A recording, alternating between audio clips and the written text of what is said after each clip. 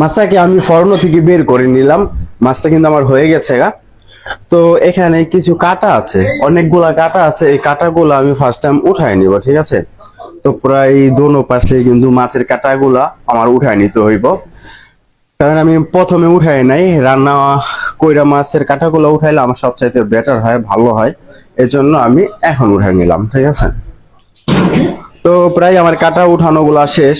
এখন হচ্ছে আমি মাছটাকে এই প্লেটের ভিতরে নিয়ে নিব। তো ফার্স্ট টাইম আমি মাথাটারে বসায় দিলাম এখানে, তারপরে সেই পুরা মাছটাকে আমি এই প্লেটের ভিতরে নিয়ে নিব। ওকে, তারপরে হচ্ছে আমার যে চুকোটা রয়েছে, চুকোটা ঘন করতে হইব। ঘন করার জন্য আমি ফার্স্ট টাইম একটু দিয়ে দিলাম হচ্ছে প্রেসেমলো, আর এটা হচ্ছে বাজিলিকো। ওকে, দেওয়া শেষ।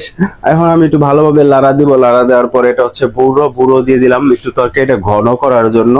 আর এটা হচ্ছে ভালো তেল, ভালো তেলটা দিয়ে দিলাম যাতে আমার সুগোর একটা সাপোরা আসে, ঘ্রাণ আসে, এজন্য।